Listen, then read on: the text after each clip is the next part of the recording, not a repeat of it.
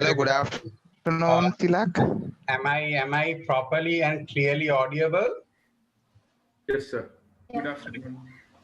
Okay. Yes, sir. Right.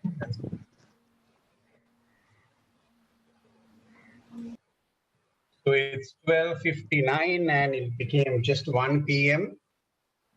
So we have around 13 or I would say 14 students right now. Let's give a couple of more minutes for the rest of the time. Some may be having their special lunch on Sunday.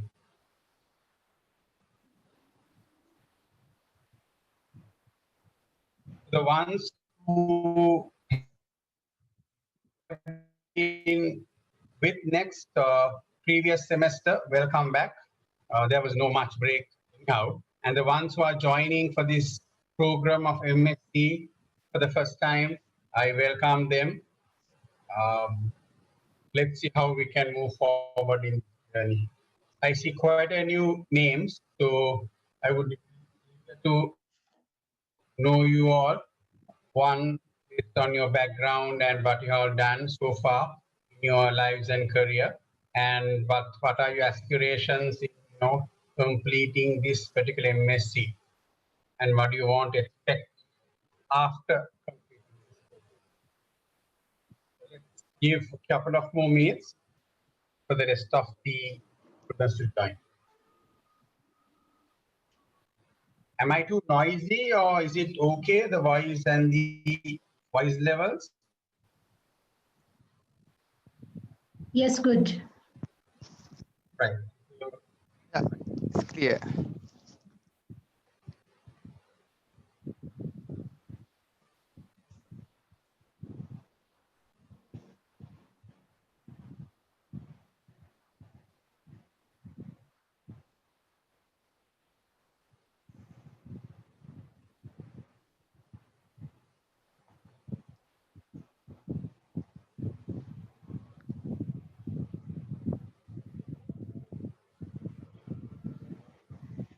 So since we have quite a few students, let us start. Shayani, are you recording something here? So one thing what we need to understand is, okay, is there anyone who doesn't understand Sinhala here?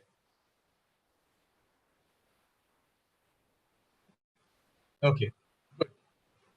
In Sinhala we say, Atpudiyak ganda at dekak kona. You can't clap with one hand.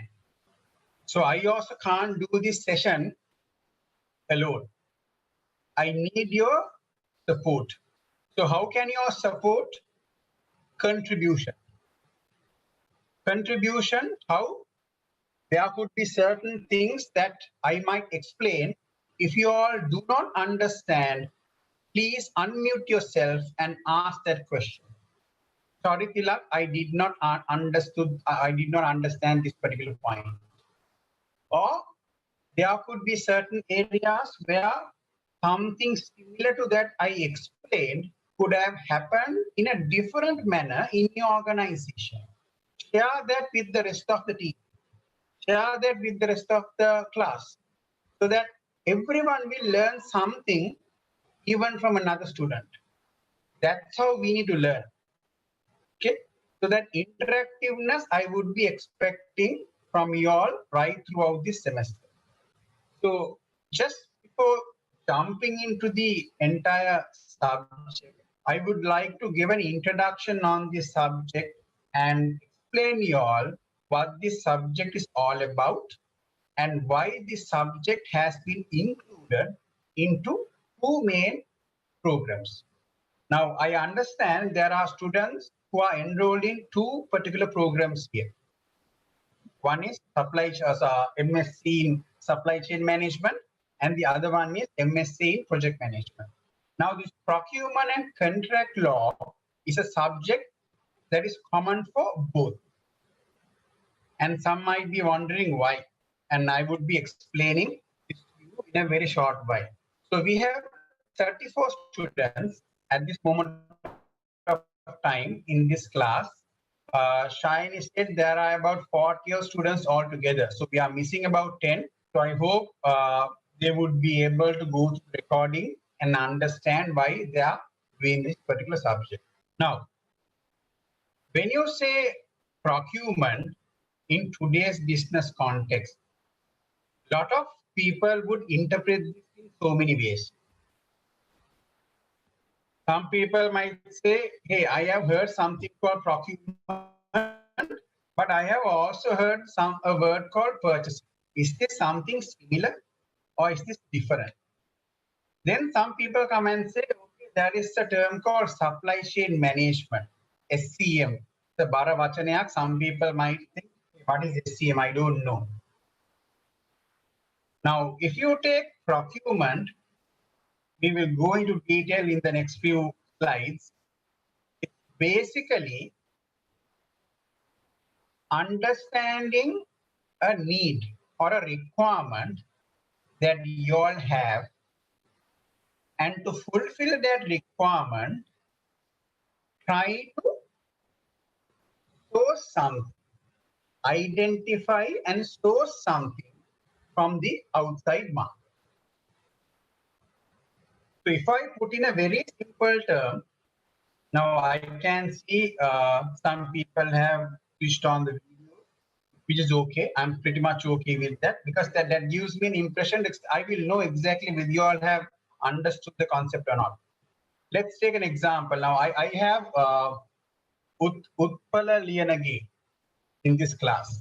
Yes, So, sir. so Utpala Liyanage, now say Utpala Liyanage has a requirement at home, where the requirement would be to consume tea today evening.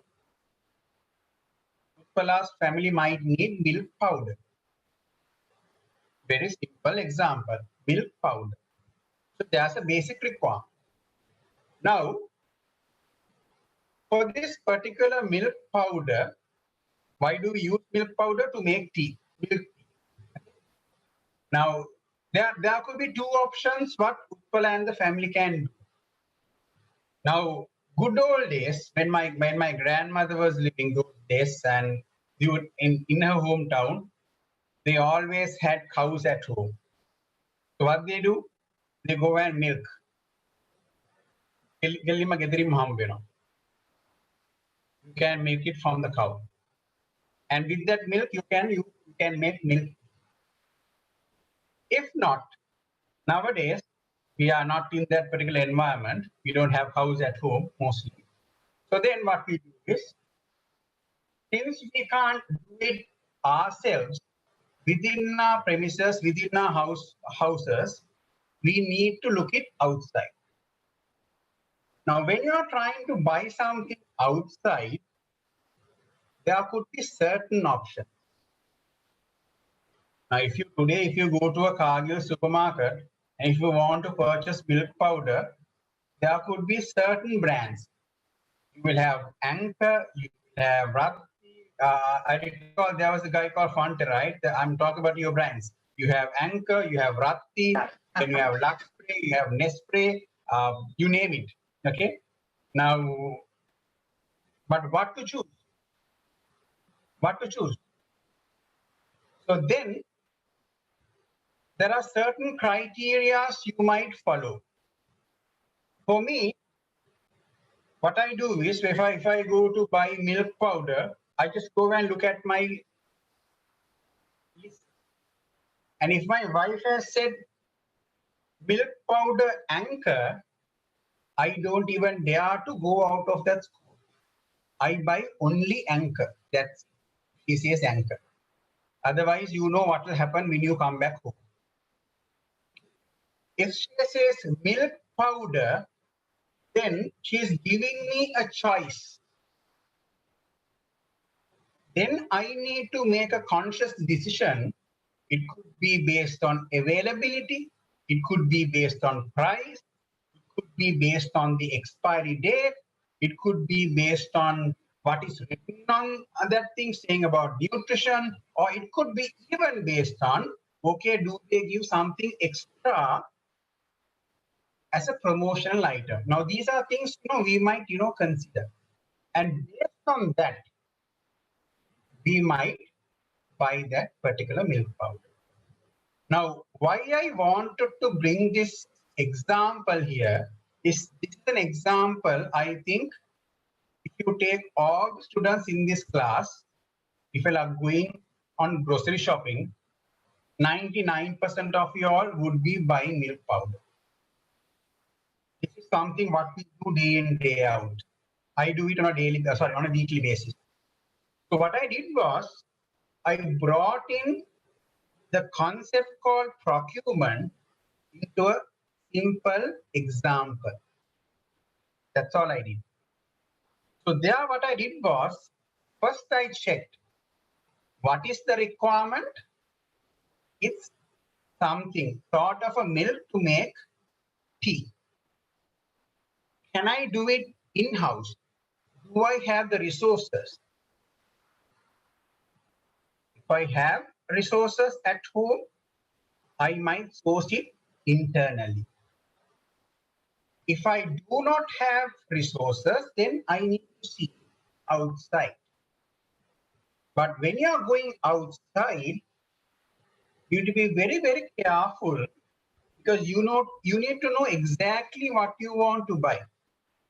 The example I used, if my wife has taken Ratti or Anchor, I would go for it, because the scope, the requirement is very precise. If the requirement is not precise, then it's a challenge that everyone would be facing.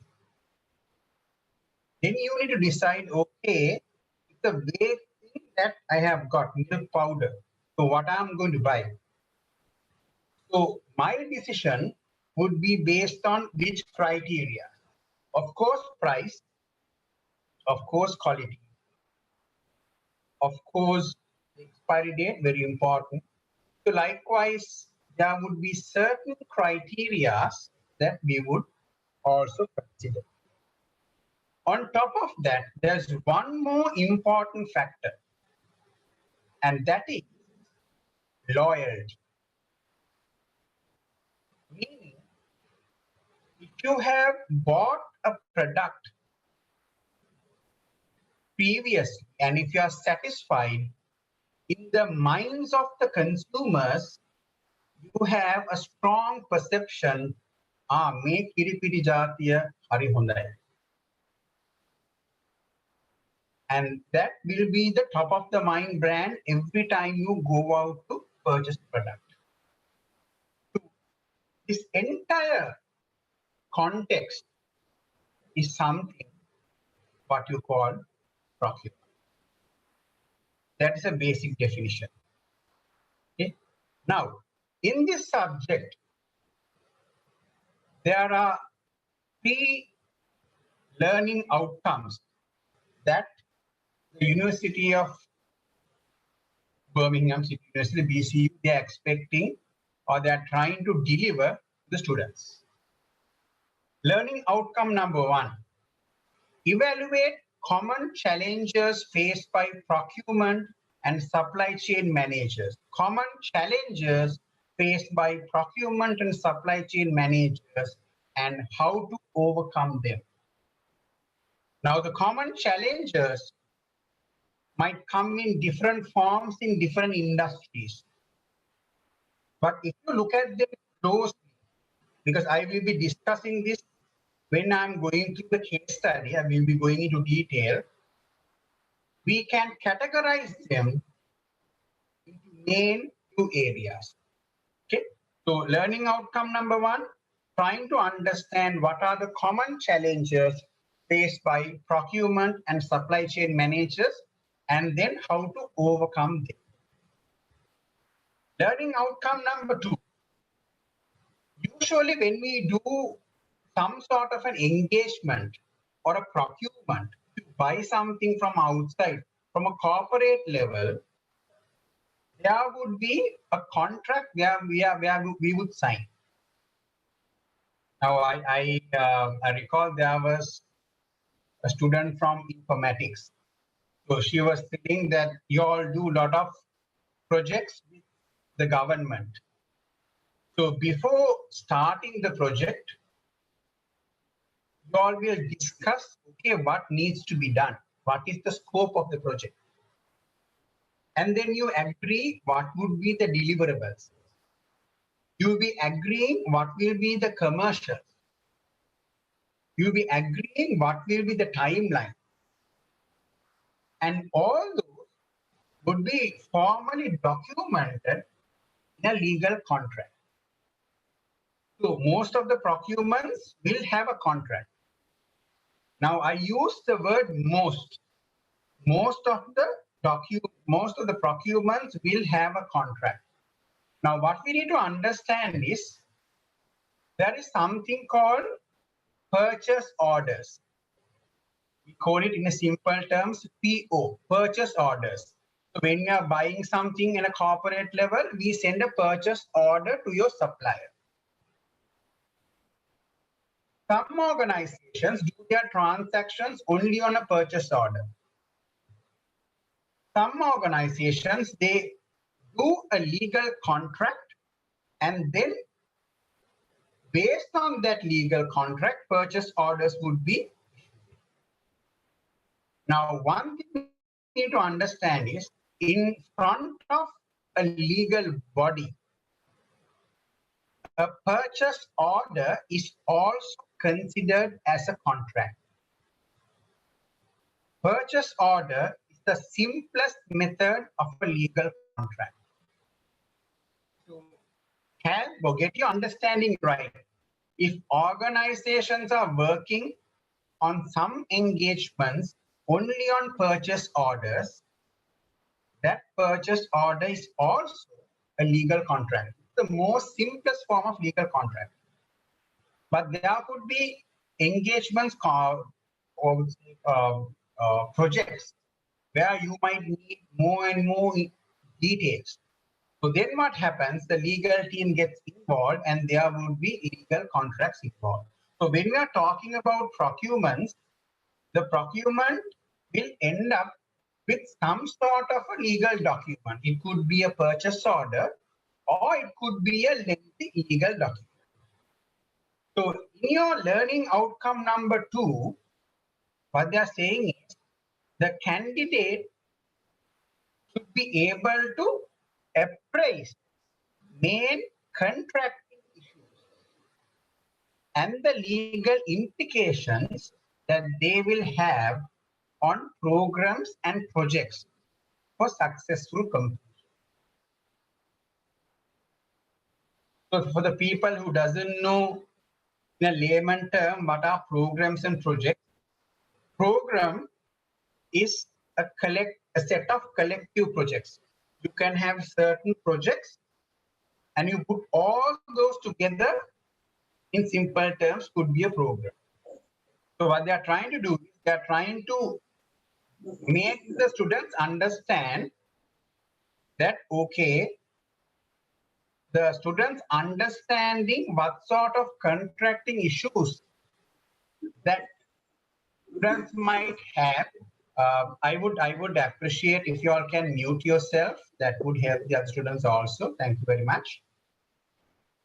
So the students will understand what sort of legal issues or contracting issues that when they might have when they are having or when they are putting up contracts for procurement projects.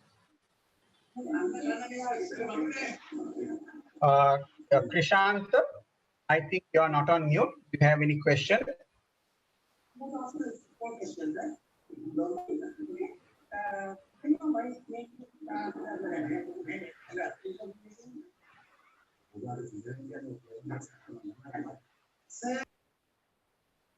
Okay, right. The third learning outcome would be understanding the legal issues. Understanding the legal issues that the procurement professionals or even the other stakeholders might have when they are forming relationships with the respective stakeholders across the supply chain. When you take supply chain, it's a very, very vast area. The supply chain is a very, very vast area.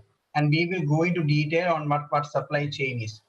The third outcome or the third objective of this entire program is that you all understand what sort of legal issues that you all need to consider when forming strong supply chain relationship across the supply chain spectrum. So these are the three main learning outcomes of this particular subject. Now, I'm pretty sure even now, the particular case study for this subject has been issued by the university, and most of you all must be having it. If not, you all can get it through Shiny or the next campus. I know I have already saved it in the module system. So as soon as you all have the access to the module system, it's there. So go and read the case study.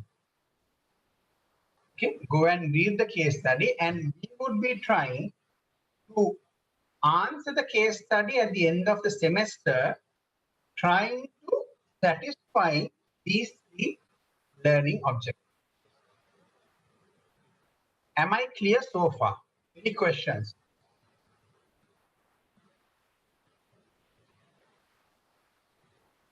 If there are any questions, I can answer right now.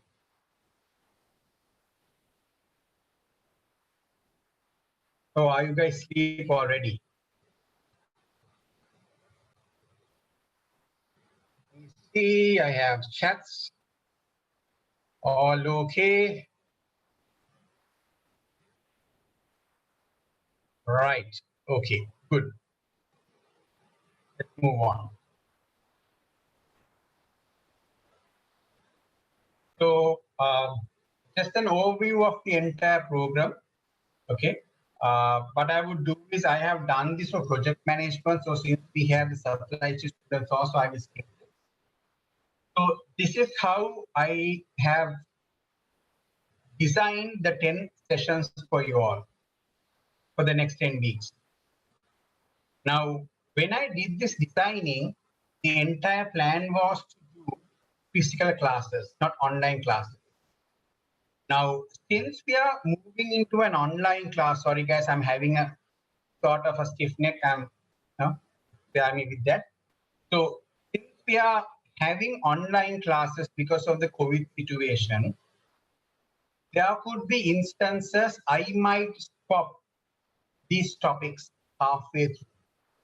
That doesn't mean I'm not going to cover anything. No, I'm going to cover everything, but I might stop the sequence simply because that will help you in your case study, right? Okay, right. So my style of teaching, because I know Dusty was doing the early morning session, and my style is going to be a bit different. So my style would be all 10 days, meaning all 10 sessions, since we have 2.5 hours, we will be spending 2 hours on theory. And the last half an hour, we would be going to the case study and try to understand whatever we have learned on that particular day.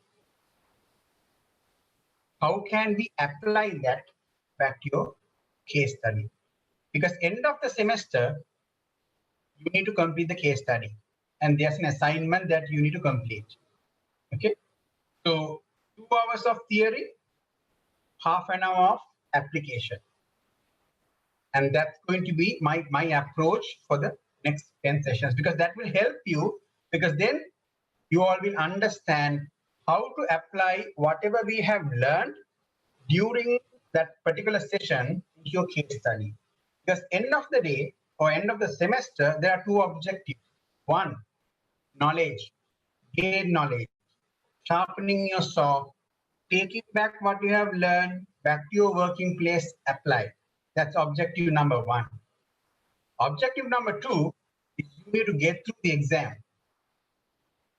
And for that, I'm going to guide you guys using that half an hour. Is that plan okay with you all?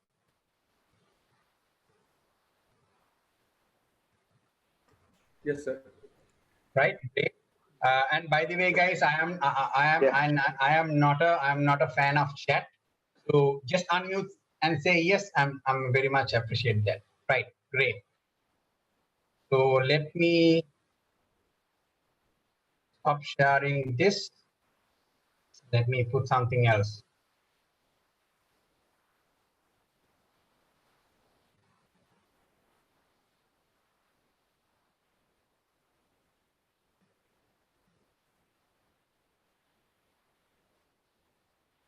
Okay, so introduction on procurement and contract law.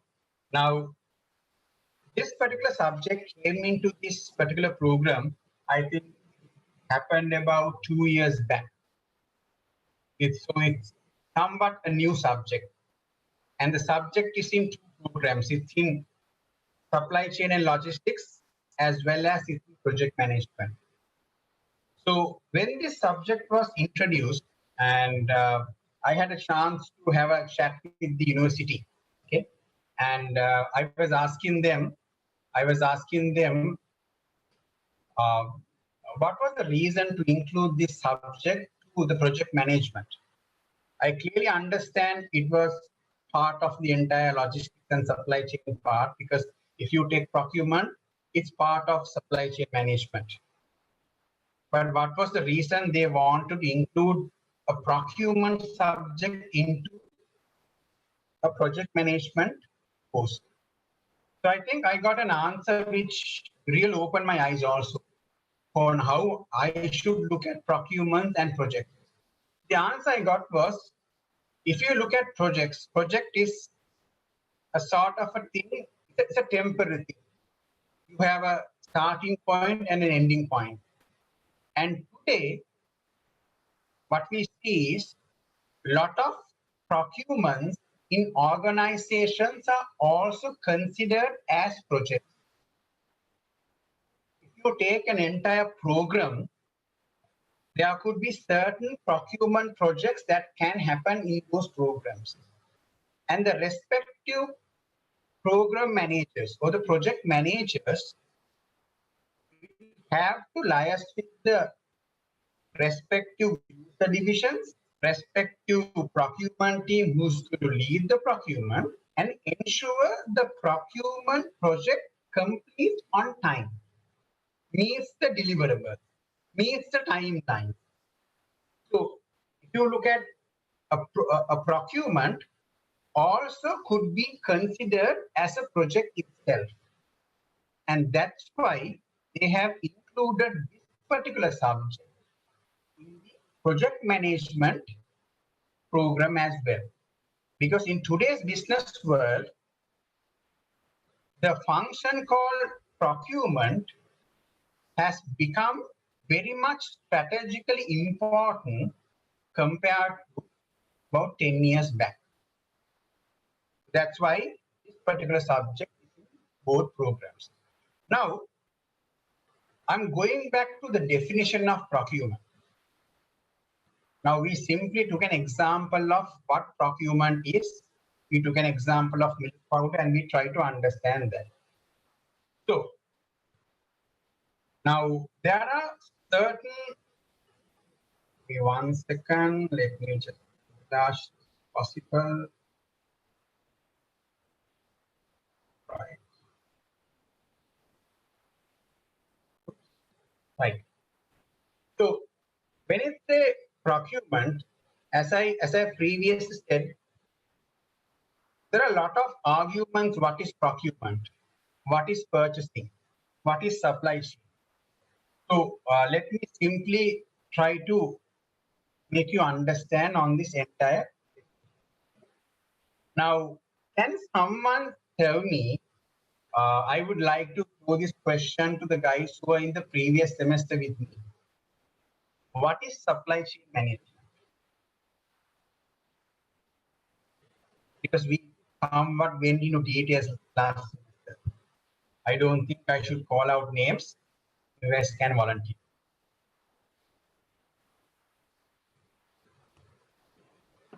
Hi, Tilak. Hi, Saman. Tilak, this is Saman. Yeah.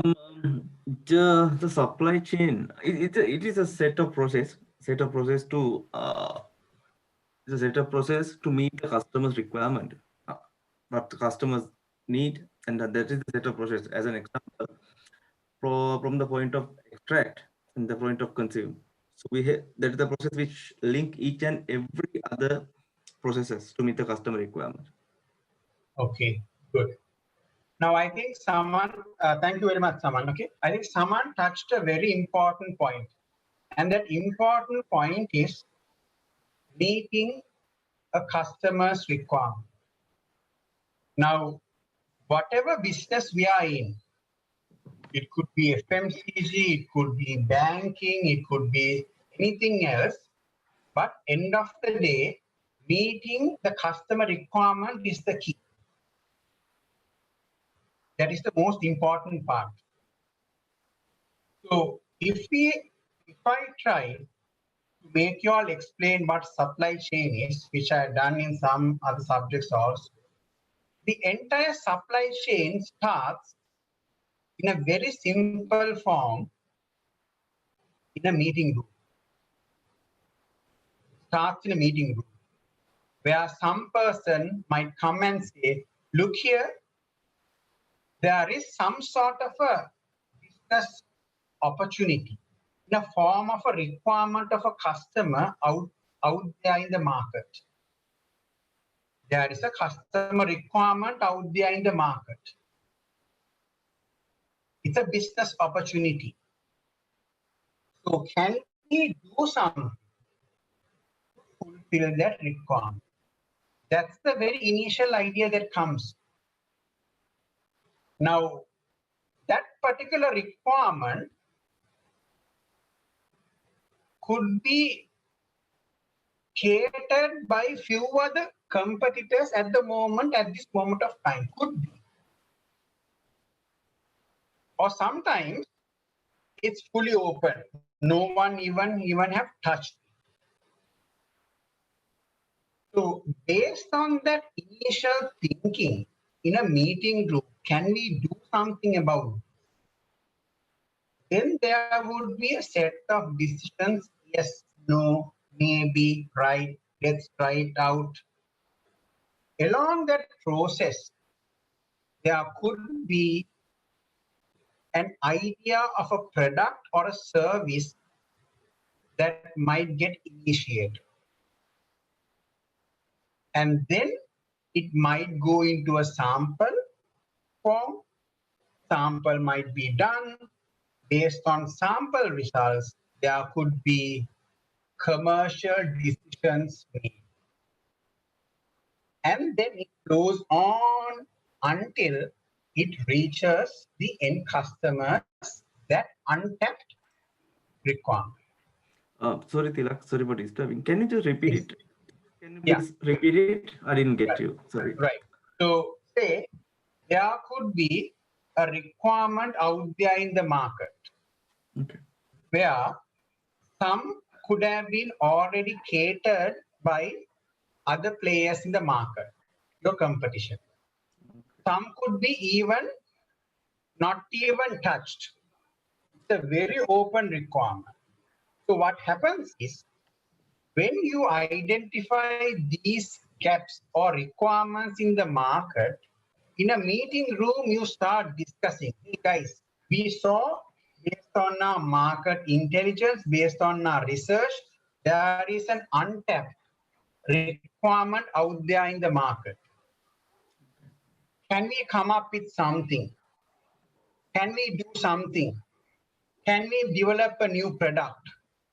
Will that new product be feasible? Will it have a business case or financial feasibility for us? Now you go through a series of discussion on this particularly. Then based on that, there would be a series of decisions that might come out.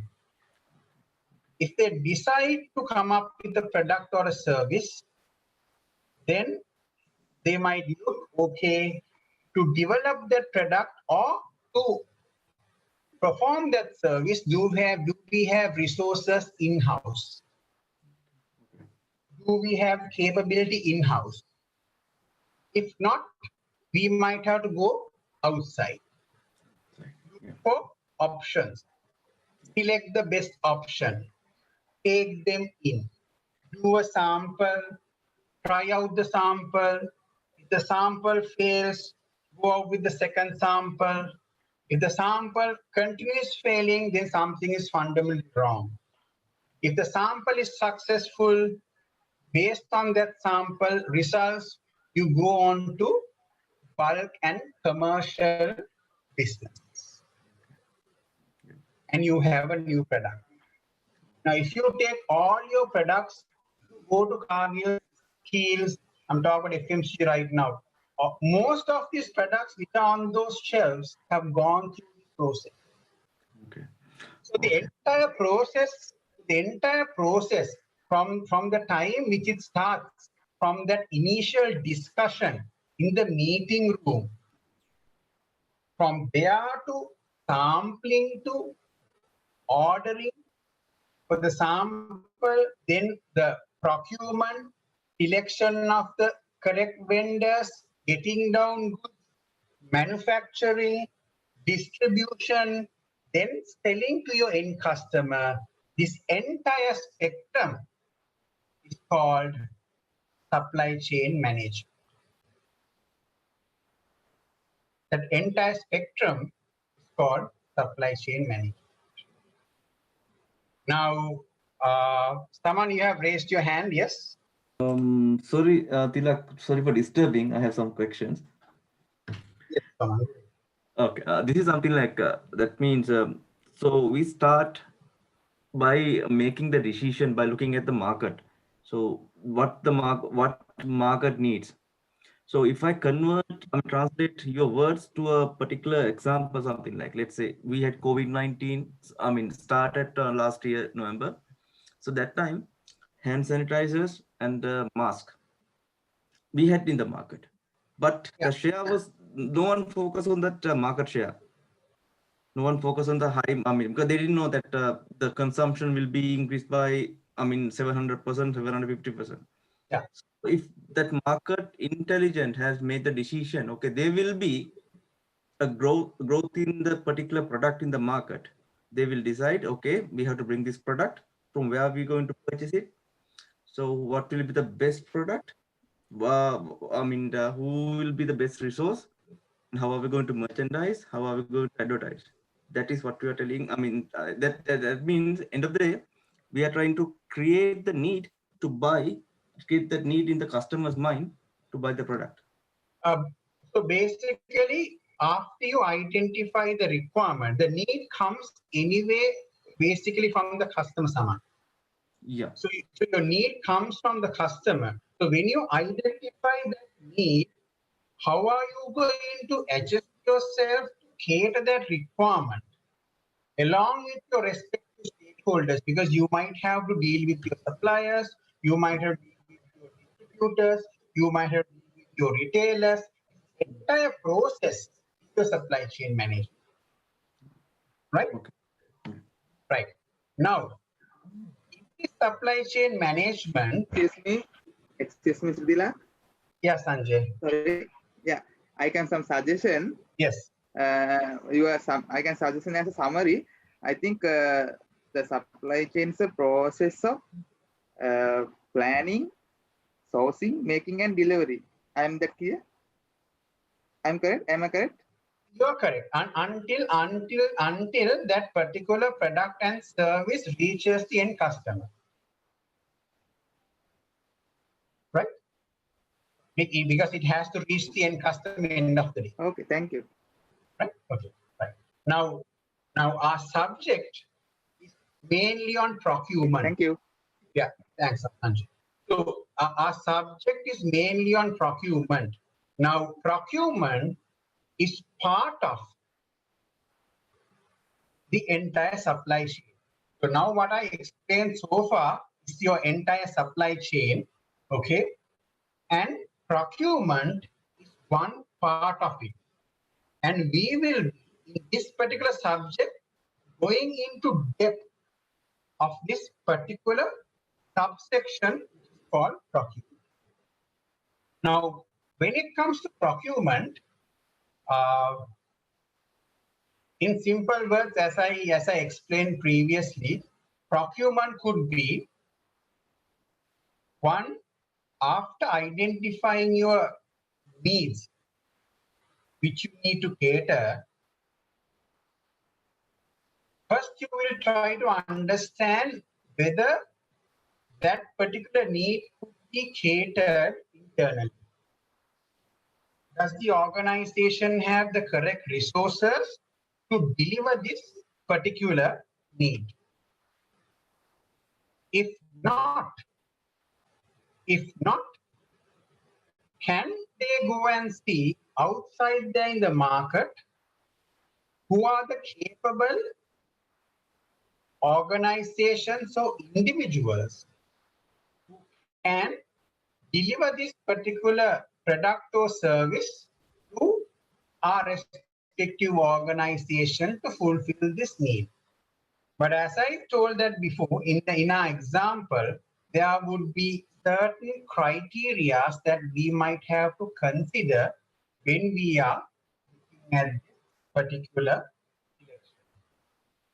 So whether it's, I mean, in certain organizations, they might call it procurement, certain organizations, they might call it purchasing, certain organizations, they might call it buying, but more or less it's the same. There are certain minor deviations which we can discuss in the future slides, but more or less it's basically identifying a set of parties outside there who would be able to deliver a need that your organization would need. So, a very simple example, or I would say a definition. Now, these are two definitions which I have brought in, which I think which is much more simple to understand. Definition number one, procurement is the business management function that ensures identification, sourcing, access, and management of external resources that an organization needs or may need to fulfill its strategic objectives. Now, there are a few keywords here. Identification, very important.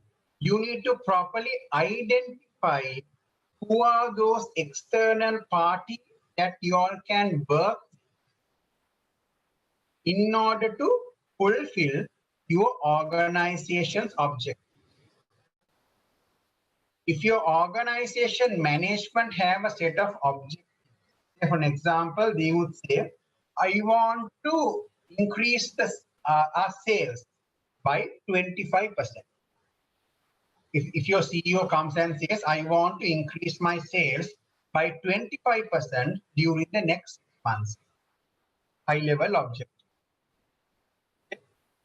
Now, in order to meet this objective, what should we do? We need to gear ourselves. We need to understand with our current capacity, can we ensure that our production is sufficient to increase our sales? If not, what should we do? Either we need to recruit more people, bring in more machines, or outsource some of our activities. Now, to do all these, first step would be proper identification. So identifying correct parties, correct machines, correct partners outside there is very much important. That's what we call identification. Sourcing. Sourcing is getting into a discussion, having certain criteria, and based on those certain criteria, you might have a long list first, Then based on that, you can shorten the list and identify, or selecting the most suitable partners to cater those business objectives. Access, meaning after selection, you need to properly have an administrative control. Contract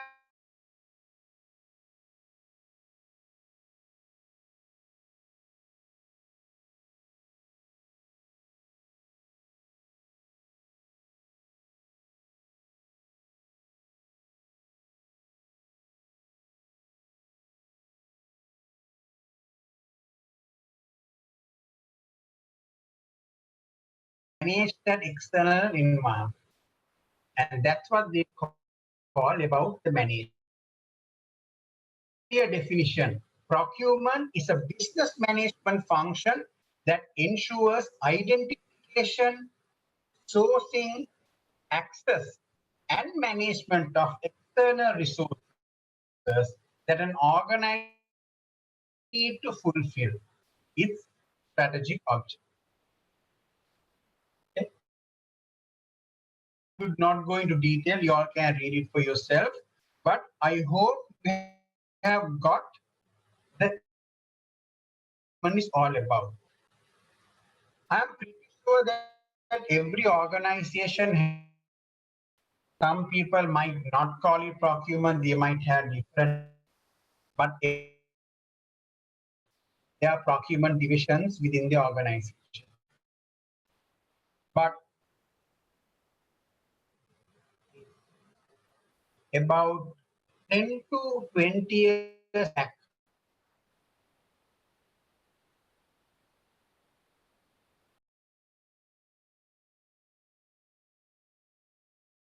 you want to buy something, here's my requirement, procurement guys goes, okay, it's available, what is the cheapest, I buy, here, what you want, I have delivered. 20 years back. That was procurement when I started my corporate in 2000. That's where I started my corporate.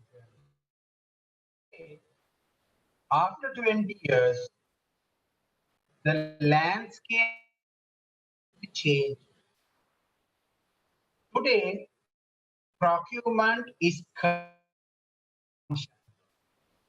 a very important function because it is almost 80 to 90% of a company's spend.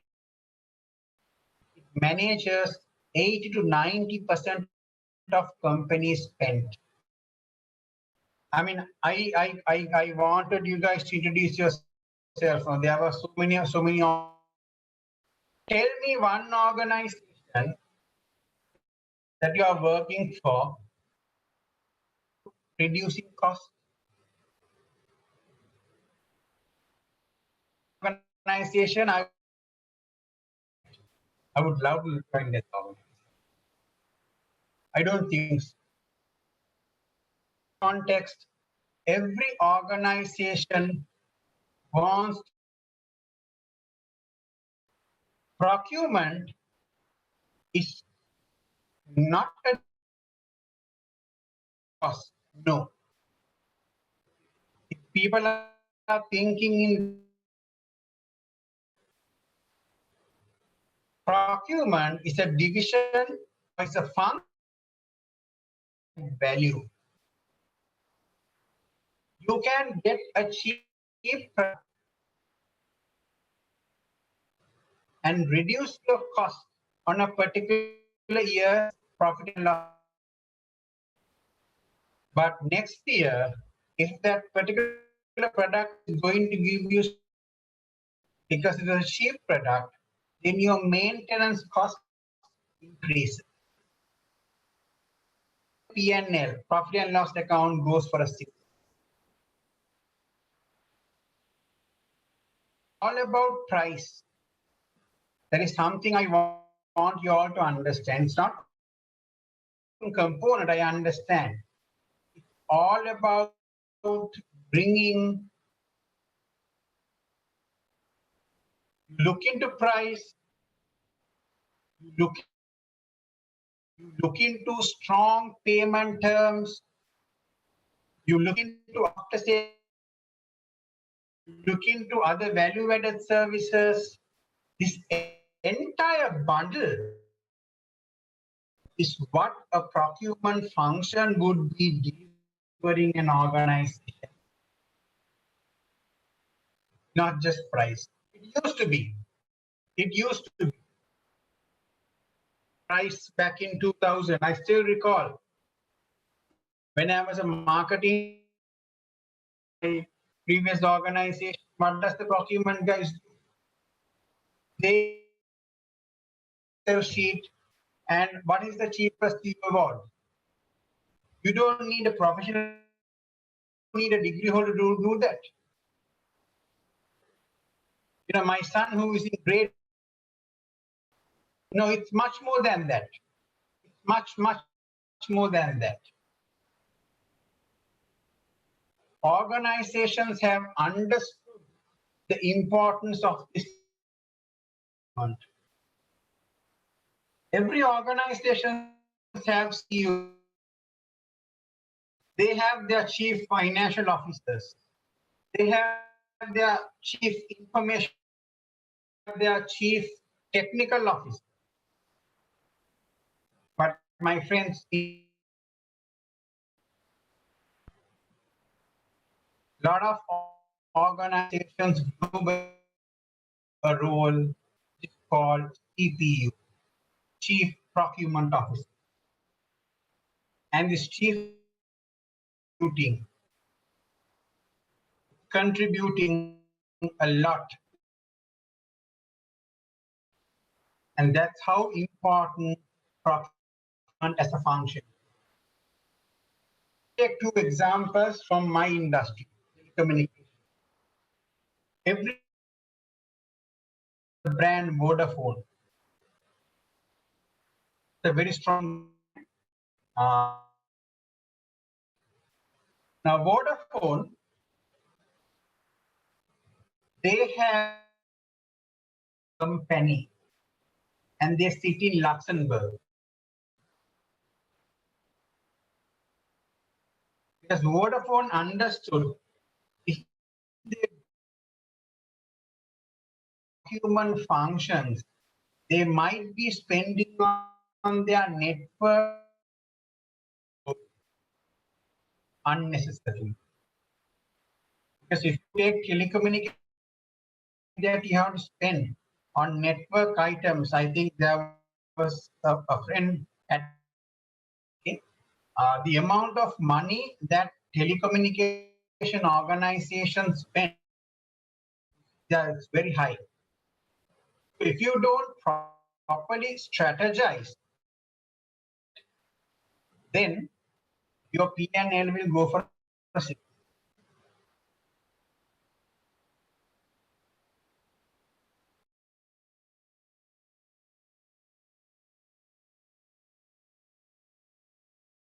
There are procurements in every country. There are procurement people in every country. The strategic part, meaning sourcing and access. If you look at sourcing and access would be done by a central procurement body. And this team sits in Luxembourg. The management part, they have given to the local companies.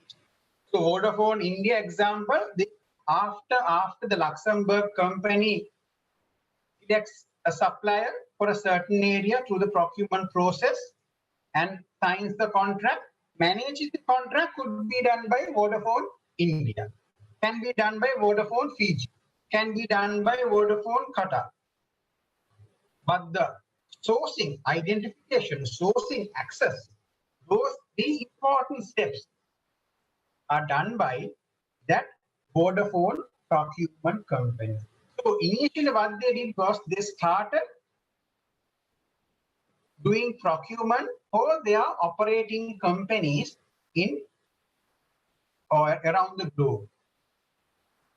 But my friends, they were so successful. Today, they are providing procurement as a service, other organizations as well. Today, some organizations outsource their sourcing activity to Vodafone procurement company. It's called VPC. They started their operations called VPC, Vodafone Procurement Center. That's how they started back in 2007. In 2016, they converted themselves into Vodafone Procurement Company. It's a different company itself. And that's how procurement evolved in Vodafone. Same thing has happened to the company called Telenor. Again, a telecommunication, and their procurement team sits in Singapore. So this is how the world is changing.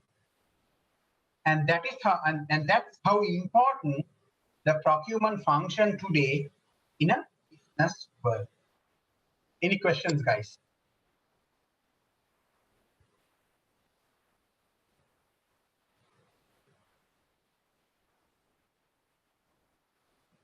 Okay, move on.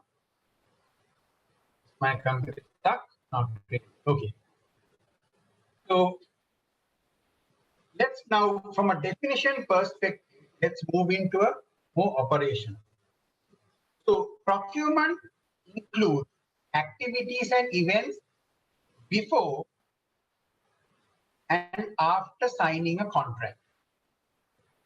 Now let's try to understand what are the activities that might happen before signing a contract. Sorry, I missed one thing. I believe that everyone must be having sort of a pen or a notepad with you all, because there could be certain important things that I would highlight. So if you all think it's important, just write it down. Okay. So coming back to the slide. So what are those activities that will happen before a legal contract is signed? So usually what happens is, let's take a simple example in a user division. Let's take IT. Every organization will have their respective IT. So this IT division will come and say, we want to buy 100 laptops. And they might come and say to the procurement team, we want to buy 100 laptops, can you help us? Now, is this information enough for the procurement team to start work on? No, It's not. Why? there should be a specification. Exactly. There should be a specification. When you say specification, laptop is a general laptop. I also have a laptop, sorry. I also have a laptop. In a laptop, there could be certain features. To take layman words, there are certain features. Processing power, brand, accessories.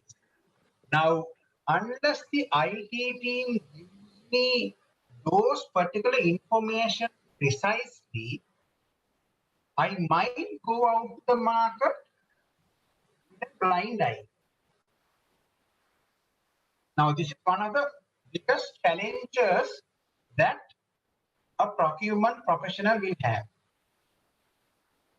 Can I ask a question from you guys? Can you guys remember there were 3 objectives of this particular subject? Can you remember the first objective? When I started this session, I said there are, sorry? What are the challenges faced Exactly. procurement? What are the common challenges? One of the biggest challenges that procurement people are facing is not having a proper scope document. Don't have a scope document properly, prescribe with the specification. So when they come up with and say, I want 100 laptops, I might ask, okay, dear friends, I hear you. Can you tell me your exact specification? Otherwise, I can't go to the market. So they might give me a specification of 100 laptops they want. Then my next question would be, last year also I recall we bought 100 laptops. Have we used all these 100 laptops? They will say we have used 70. The balance 30 is in our warehouse. The question is, why are you keeping that in the warehouse? From the day we ordered and we bought it, warranty has kicked off. Why do you need another 100 right now? They might say, yes, mata the hayak me. Then what we will do is, okay, we will not need 100 then. I think 80 is enough. Now, procurement person, even without going to the market, has done an impact on the cost. Asking the right question. Do we need this product right now? Also, procurement person needs to have historical information with them, so that they have facts and statistics to challenge the requirement. Now, some people might say, people in procurement, you guys must have gone through. User will come and say, I know Shani is recording this, but that's okay. They might come and say to the procurement people, me, yeah, lokumanusya vendi andepa. Requirement එක මගේනේ. වාට දෙන අරන් දෙන විතරයිනේ. I have heard this comment in my life. I have heard this comment in my life so many times. But it depends on the organization management, whether the management has empowered the procurement person properly. And I'm happy to say at Dialogue, I have been empowered.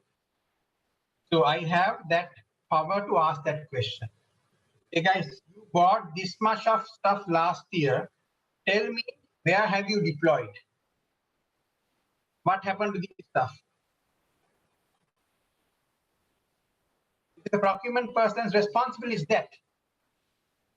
Not just about going and buying something. Asking the right question. Asking the implementation plan, how they are going to do that.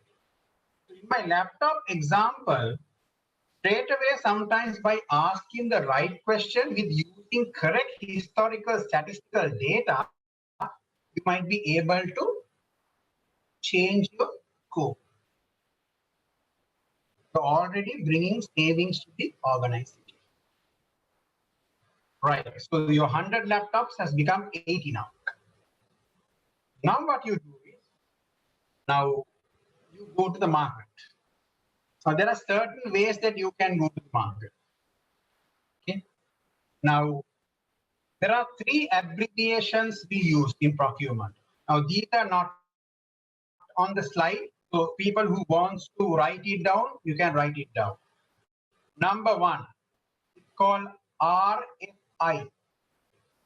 RFI, request for information. So in request for information, what you do is, based on your specification, you go to the market very unofficially and try to gather information. The second method is called RFQ, request for quotation. Here, the procurement person is not bothered about more information. They know exactly what to buy. They only want the price. So they will tell the suppliers, hey, look here, this is my specification, this is my brand, I know what I want, you give me the price. Don't just go and play around bush. RFP. Third approach is called RFP, Request for Proposal. Now, RFP is a bit more complicated because now there could be certain new solutions that technology and other teams could be looking at. Now at Dialogue, since our technology is changing, I think almost daily, the IT team goes and does research all over the world. And whenever they see some new systems coming, they might not have information. So they might sometimes go and do an RFI with the support of the procurement team to build a business. Now, when it comes to RFP, here we would be asking the suppliers a proposal. In that proposal, there would be a technical proposal as well as a commercial proposal. The technical proposal, there could be options. So based on that option, sometimes the scope that we have derived initially could even get changed. So it's complicated than the RFQ. In the RFQ, you exactly know what you are buying. Now, say for example, I think every organization buys water, right? Every organization buys drinking water. අපි ඉස්කෝලේ කාලේ නම් ගෙදරින් වතුර බෝතලයක් ගෙනියනවා. දැන් එහෙම ගෙනියන්නේ නැහැ. දැන් ගෙනියන බෝතලේ විතරයි because water is given by the organization. I believe. If you are buying water, there is no RFP. Only RFQ. Because you exactly know what you are buying. You are buying water, this much of water dispensers, these are the services you are requiring. That's it. Nothing to discuss outside that scope. That's an RFQ. RFP is the new system application. Say for example, IT people going to cloud. Okay, now they are going on cloud systems. Those applications need more and more discussion. Technical proposal options should come. So those are the three approaches that you can go to the market: RFQ, RFP, RFI. Now, keep these three in mind because in your case study, they're talking about such a scenario. Right? So, coming back to the 100 laptops. So, for 80 laptops, I'm going with the RFQ because I know my specifications, I know my brand, I know my historical data, I know my historical prices. I go with the RFQ. So, few vendors come. They will say, okay, this is my price. For your this much of warranty, I comply. After sales service, I comply. XYZ conditions, I comply. And then what we do, we sign a contract. Now, these are usually the process that goes before contract signing. If there's RFP, there would be a series of another evaluation sections where vendors might come and present their products, all these, activity. Post-contract, there will be another set of activities. Because sometimes vendors are very good in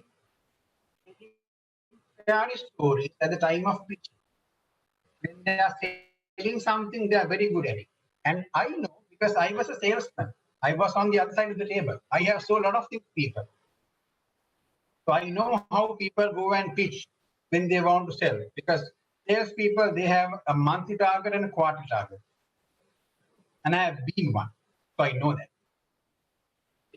So they might come and tell all the fairy stories that they know during the discussions, but it's important that you formalize and include those whatever fairy stories or requirements in your contract. And then when the contract is signed, you need to monitor and measure them whether they are supplying or they are delivering whatever that has been agreed in that particular contract. Those are the post-contract signing activities. Then you have general activities like one, governance. Now, procurement is an area where there could be lot of corruption, lot of unwanted activities, relationships below the carpet. I hope you guys understand what I'm saying. So anyone in procurement, you guys need to be very, very careful with your suppliers, partners, even any communication or even on email. Now, as a practice, I do not do any discussion. Sorry, you can see my phone. Yeah, I do not do any discussions with my suppliers on WhatsApp. I never do that. Every discussion will be on my phone line because I know it's recorded, staff phone, staff lines, or it's on emails. Because you should be very much black and white with your suppliers. Relationship matters, yes, but at an official level. At a very official level, relationship matters. So governance for procurement is very important. Okay? You need to have clean hands. One. Number two, you need to give equal opportunities to all the suppliers. You can't treat one supplier in a different way and the other in a different way. The governance is very important when you're working for a procurement function. SRM, supplier relationship management, is another thing. So when we are talking about SRM, you need to identify those suppliers who will be a major part of your entire spend. I'm pretty sure you guys must have heard about the 80-20 rule. So try to understand who are those 20% of our suppliers that will contribute towards your 80% of spend. And you should manage it properly. Because procurement is not a function that you need to go to the market all the time. You need to have ways and means to have framework contracts, rate cards, long-term contracts, so that you build a strong relationship with the supplier officially. I'm highlighting this officially. Okay, very important. So having that relationship is very important. I mean, there is an entire session on SRM. We'll be discussing on that in the future session. Risk management, very important. You need to manage your risk, plan it, have your plan Bs, have your contingency plans, and the last one is regulatory compliance. When you are purchasing some things, when you are bringing down some things from an importation perspective, from a transportation perspective, from a clearance perspective, there are regulatory compliance. Now, if you take our industry dialogue, our regulator is TRC. So there are guidelines that we tell. So when you are importing stuff, we can't just go and tell someone to send their goods. We need to take particular approval. There are entire framework when you're talking about procurement. So these are the main activities that a procurement division would get involved. But just keep in mind, in this slide, I have spoken a lot. And in this slide itself, you can list down easily 7 to 10 common challenges. Empty out. Right. Now, everyone knows about CIM. Everyone knows about CIMA. So, Chartered of Marketing, Chartered of Management Accountant. Two qualifications that I started with my career 20 years back. Now, when it comes to procurement or purchasing and supply, the most recognized institute or body in the world is CIPS. That's Chartered Institute of Purchasing and Supply. Now, CIPS, they clearly say that procurement delivers a range of benefits. It only it does not only seek to reduce price and ensure supply, but it looks at different benefits in a wider range. And those are so they are specifying 7 core benefits. This is very important for your case study again. So what they are saying is, number 1, security of supply, continuation of supply, number 1. Lowering down the cost, reducing risk. So when you say risk, a risk of cost, risk of business continuity, all these areas covered. Improved quality, greater added value. Because when you are doing a proper procurement, you would always go and say, okay, what about our payment terms? What about the credit terms? Can I buy now, pay later? Can I buy now or pay later? Now at Dialog, one of the payment terms that we are using is something called 30 days from UAC. UAC means User Acceptance Certificate. Now this is somewhat, I think, specific to telecommunication. What I say my suppliers is, look here, even though I bring down goods, until I set it up as a tower, and until the tower is operational, I am also not making money. I am also not making money. So I am not willing to pay you for any towers or equipments until it's down in the warehouse. So as soon as the UAC, the user division accepts the tower, from there 30 days I will start you paying. So you can have different innovative payment terms, and those are added values. Okay, those are added values. Then increase of efficiency, because today technology has so much developed. Technology has so much developed that today we are using different techniques to do procurements.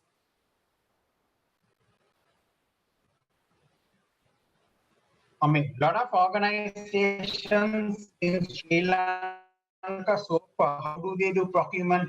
They, governments, they do tender. Patre dano, patre kiya tender document ekak dano, and that's it. Now, from that era, people moved into emails. Now, today, from emails to organizations have moved into procurement platforms. Now, there are procurement platform products out there in the market, right? For example, I think you have a product called Ariba. Ariba is a procurement platform where you can send your documentations on a cloud-based platform to your supplier. You upload to the cloud, and the supplier will get a notification. They will download the documentation, and on the due date, they will have to upload their proposals, and the procurement division and download. So all the risks that people are talking during the email era, mage proposal එක කවුරු හොරකම් කරාද, මේ price එක කවුරු හරි බැලුවද. So all those concerns, that governance perspective is now much more addressed in this procurement platform. So Ariba is one procurement platform. There is a platform called Coupa. I think Fonterra is using Ariba, if I'm not mistaken.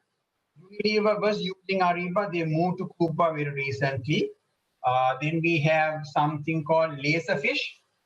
Is anyone from HNB here? I cannot recall. I think HNB is using Laserfish. So likewise, the efficiency has increased because of these sourcing platforms. I'm putting up a question to you guys to see whether you guys are awake or not. Can I ask this question from Shamali Vasanti, right? If I'm not mistaken. Yes, sir. Can you tell me the difference between efficiency and effectiveness? efficient is effective is doing things right, and efficiency is doing the right thing.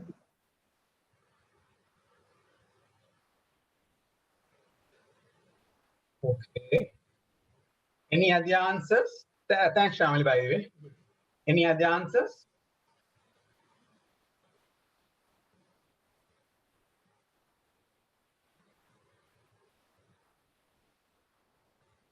Okay. So, Shamali, it's the other way around. Okay. Effectiveness is doing the right things. Yes, sorry. Yeah. Efficiency is doing things right. Yeah. Okay. So why I wanted to highlight this was in most of the classes, students get this wrong. So try to understand the difference between these two. Effectiveness is doing the right things. Efficiency. So yeah, doing things right. And number 7 is innovation. Innovation is where the procurement people will have to think out of the box. They need to contribute, or they need to work together with the user divisions, come up with new products, new solutions, new services. Because it's not happening in Sri Lanka, unfortunately, but it's happening in some other parts of the world. Because since I was in Malaysia and Singapore for some time, what I see is after developing a strong relationship with their strategic suppliers, most of the products or the source of information for organization comes from the suppliers itself. Now, let's take an example. Now, at Dialog, we are using a company called Huawei for network solutions. Now, if we can know, Huawei is a global organization. Of course, they have issues with the US and US sanctions. But end of the day, they are doing this all across the world. So they are present in each part of the world. I know they are present in Europe, all this stuff. So if we can talk to Huawei, and we have Ericsson as well, if we can talk to Ericsson, and if they can advise us as partners, okay, dear Dialog or dear Sri Lankan operators, because Huawei is working with Mobitel and Airtel as well, the operators, even though as Sri Lankans you are doing your procurement and new products like this is how the Europeans do it. This is how the Singaporeans do it. It will be beneficial for us. So that's where procurement can bring those suppliers into a discussion table with the to come up with that innovation. Very much important. Very, very important. So these are the 7 benefits, 4 benefits that CIPS lists down that an organization can get from a procurement division. So when you are talking about procurement, 2 different aspects. You have direct procurement and indirect procurement. So when you say direct procurement, you are directly procuring material or anything directly related to the end product, which goes to the end customer. When I say product, it's product or service both, which goes to the end customer. Indirect procurement is often, I would say, any maintenance, facilities, repair, operating, all these indirect stuff would be indirect procurement. Are both important? Yes, they are both important. Because any organization, they can't maintain their business without both the aspects. Very important. Right? So, if someone asks you, okay, can someone very simply tell me the procurement process of an organization on this slide? Identifying the needs, researching and identifying suppliers, making contact and communication with supplier, negotiation of the terms, not just price, terms, agreement, assessing supply service, meaning checking their performance. And if you're satisfied, this is the course. Any questions?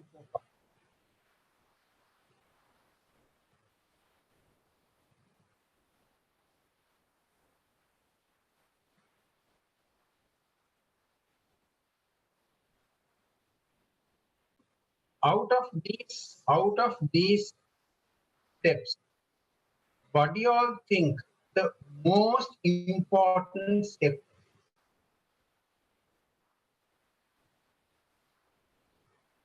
Any answer? Identifying the needs. Exactly. Out of all these steps, identifying the needs is the most important. Because if you get that wrong, the entire step, subsequent steps, not going to get you much value. I'm going to put across a very simple question. Okay, I think I have asked this question from the last batch. So the last batch can remember. Please do not answer. I would like to get some answers from the new guys. Let's say you guys want to buy a car. Not these days because cars are not getting imported and cars are very expensive out there in the market. But say if you want to buy a car, what would be the first criteria that you would consider? Open forum. Last semester students, I think. The brand. So, The brand. the brand. Who was that? Sorry. It's Utpala, sir. Yeah, Utpala. The Utpala. brand. Yeah, thanks, Utpala. Yeah. Utpala says the brand that first criteria Utpala would consider the brand. Any other answers? Yeah, brand is special, but I need to consider about my requirement and my ability to take that. You are talking about affordability. Yeah, affordability. Okay. Yes. Salli තියෙනවද ඒකනේ? Yeah, it may be the budget. What would be the Okay. budget? Budget. Okay. Right. Good. Meet the specification first. Okay. So what do you mean by specification? Specification meet the requirement that some products are meet the budget, some products are branded, but those are not fulfill Yes. the requirement. Okay. Requirement. Good. Okay. Good. Something for the availability of spare parts. Availability of? The availability of spare parts and after. Okay. Good. The second hand market. Purpose of the buying. The second hand market. How the purpose of the buying cubic? I'm Samira. Yeah, Samira, කොහොමද purpose ඉතින් ඕක car එක එහෙම යන්න තමයි. Okay. නෑ joking. I just joke that. What else? The second hand I market. would say the full economy. Okay, good. Right. And Now, also way of financing, like whether you lease it or you buy outright. good, good. I'm getting good answers because you know why? I went through this process when I bought my first car. Okay. And I think the previous semester students know this story because I have told them. I considered all this. Financing, I considered. Spare parts, I considered. Brand, I considered. So I bought a Honda car, by the way, brand new. All these considered. But then, after buying the car, I realized I have missed out a basic fundamental requirement. And that fundamental requirement was when I bought my car home, it didn't fit my garage.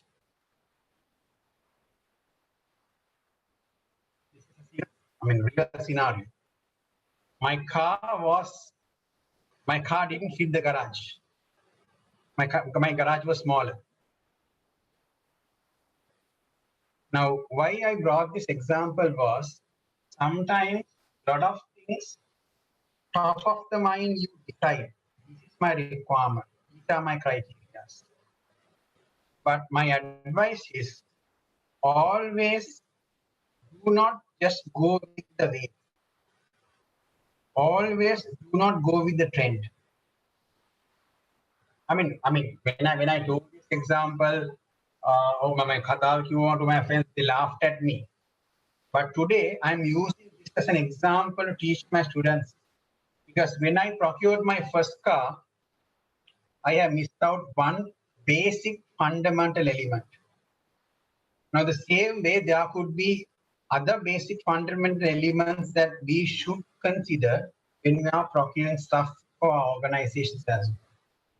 There could be basic ways on how we are modeling our commercial models to our organization.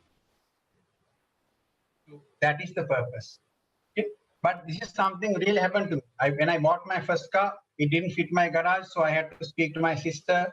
I had to, beg her to give her part of her garage to me, and a lot of issues after that. But I think I learned a lesson from there. So whenever I buy a car right now, first I see whether it fits my garage. Because I can have money, I can have financing, I can have the brand in the world, but if it doesn't fit my garage, then the purpose is lost. Can't park it outside. Right. Very important slide. Very important slide. There's a YouTube video which I will not play right now, but I urge you guys to go and watch this today evening or whenever you have leisure time. But why this slide is very important? This slide gives the entire picture of the procurement and the respective stakeholders that they are working. You see, procurement is right in the middle. And procurement acts as the modem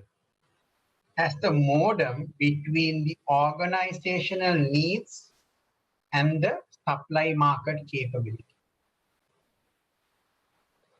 So you are the one who are bridging these two gaps. But while keeping few things in mind, our customers. Why our customers? If there is an organizational need, you can't spend months and years, finalizing a supplier. Then your customers are unhappy. If your customers are unhappy, your competition might go and cater your customer and you will lose your customer. The community is looking at you. So if you do an ethical way of business purchase from a community perspective, you will get hit. From a supplier's perspective, when you are looking at suppliers, always look at the market competition, options, and then take the decision. And the sustainability of the supply, meaning when you are selecting a supplier, it should be a supplier who will sustain. Now, there's another subject in your semester. I think some of you all must have done it last semester. When you're talking about your supply chain, okay, when you're talking about your supply chain, when you are in the middle, the ones who are behind you, meaning your suppliers, the ones your logistic partners who clear your stuff, those are called the upstream of your supply chain. Then after you do some sort of a manufacturing, all your distributors, retailers, they are your downstream of your supply chain. It is very important that an organization ensures the sustainability of both these streams, upstream as well as downstream. Because if one stream collapses, we are like a chain. Entire chain will collapse. Has anyone played Chinese Whisper here?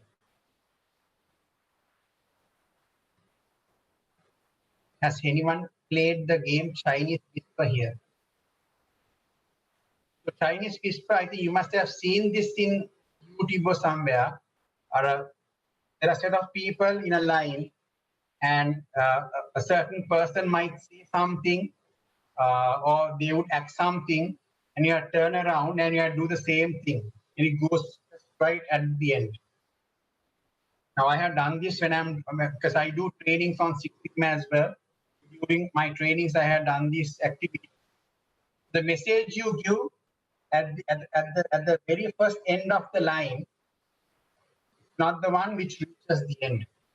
I mean, if there are physical classes, every physical class I do this activity. But since you're online, we can't do that. A complete different message comes out. So I tell them, consider people who are in this line as the supply chain. The first person who has the message, that's what the customer really wants. And the one at the end of the line, after the message goes through the entire line, the last one will get a complete different message. Kali halila, kali ekutuela. And that's what the organization as a supply chain provides to the customer. The Chinese Whisper games, it gives two messages. One, communication is very important. Second, supply chain is very important, because the entire line was the supply chain. And one person does a small mistake, that effect goes right throughout the supply chain and affects the end customer. Very important. So here you go, the entire ecosystem of procurement and supply chain.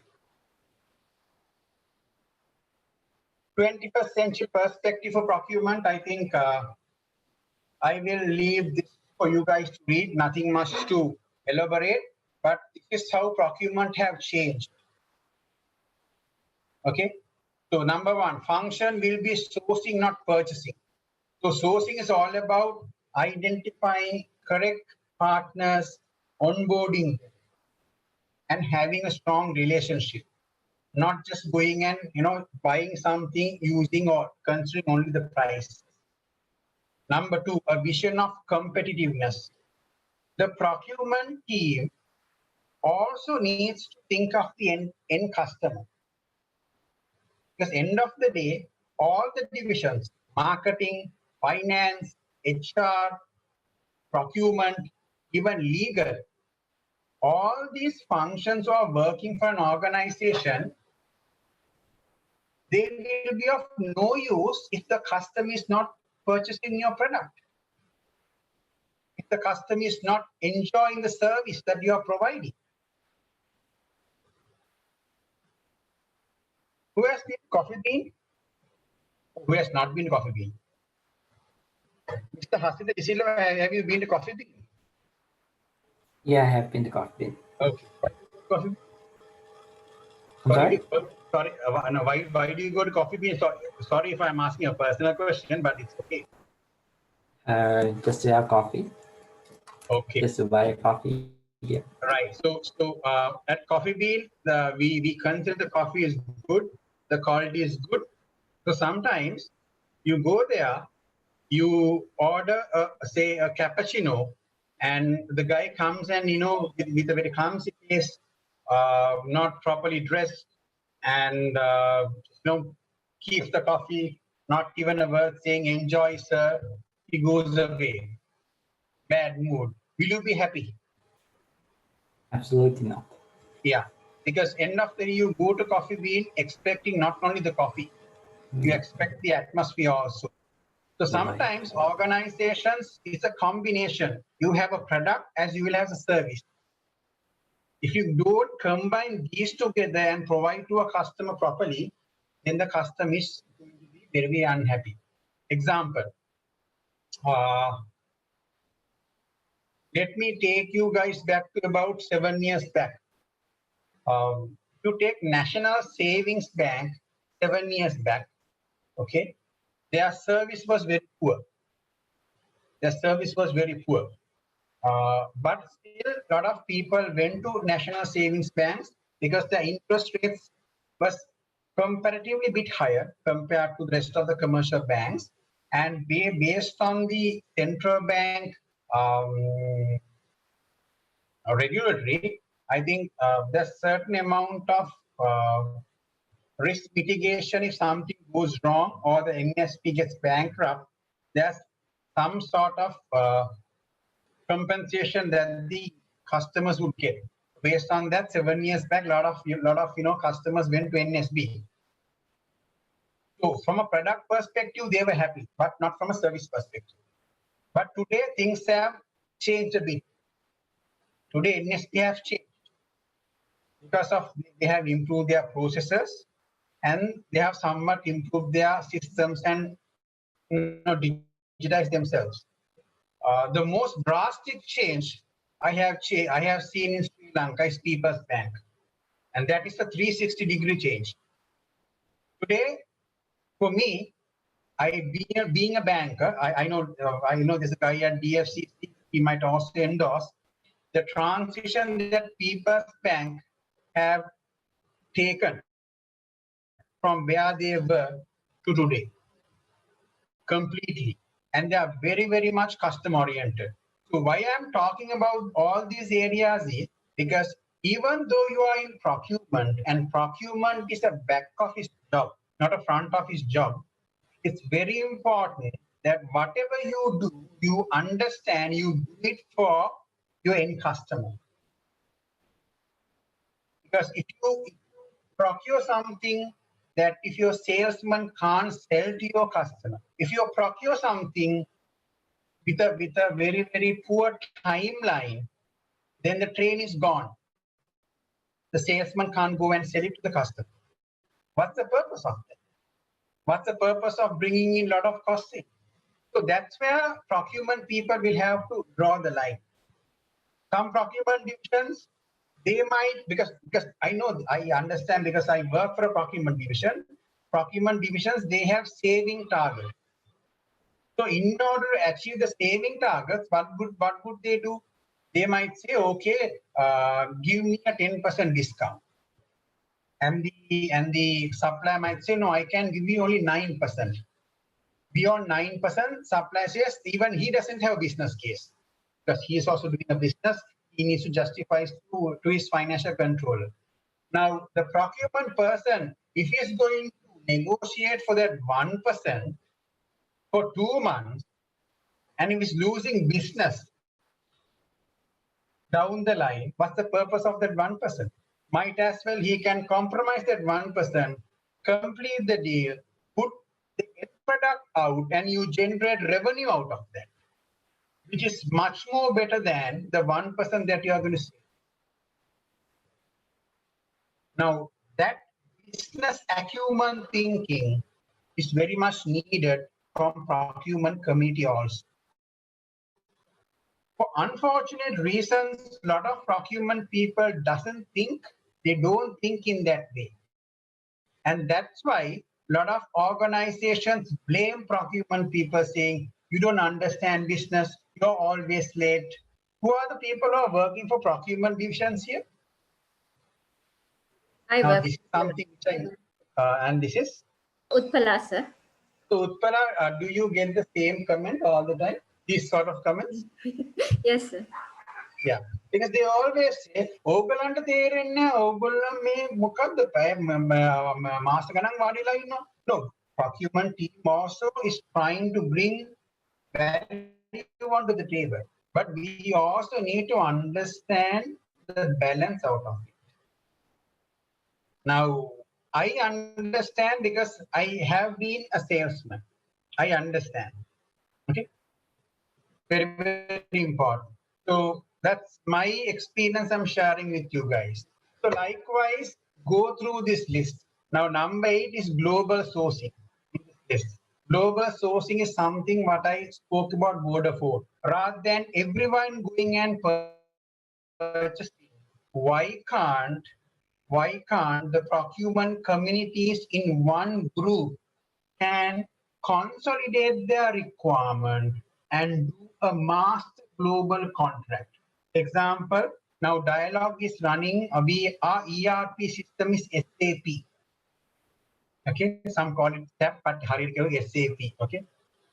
Now these days we are having discussions with our mother company in Malaysia whether they can do a global contract with SAP for all our operating companies, because we have Dialogue in Sri Lanka, we have one in Bangladesh, we have one in Nepal. Likewise, rather than we individually going and buying licenses, which is very costly, it is very costly, and the global team can do something from a global perspective. Your bargaining power is high. Now that's what Vodafone does. That's what Telenor does. That was Telefonica does.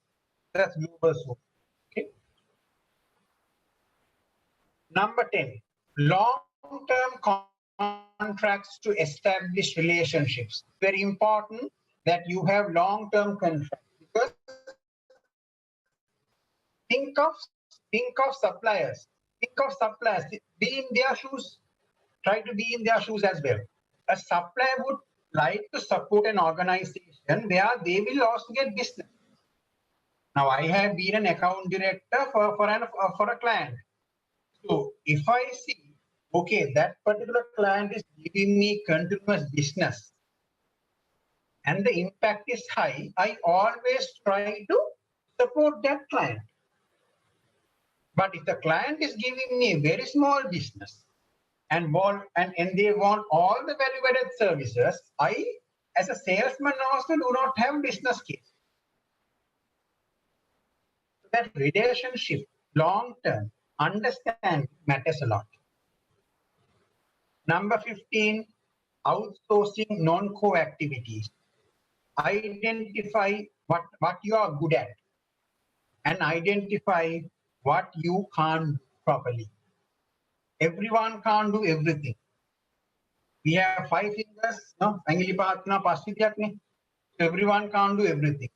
And that's why most organizations, they are today doing and outsourcing their security service, because those people have better capability, better capacity, and better experience on that, rather than we go and deploying our security guards. Number 16, state-of-art IT systems. My friends, we are now in a technology era. We are not in a manual era.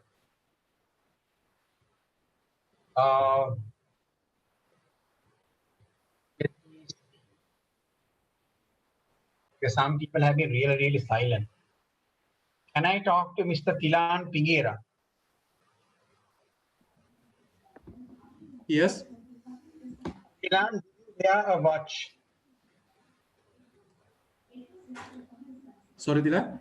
Do you wear a watch? Yes. Why? To what time? Do you do it because of a practice, or do you do it because of fashion? Actually, that is because of fashion. I am watching the time in my phone. Exactly my point. Exactly my point. Because most of the people who are using watches today, they are using because Yeah. I got used to it. But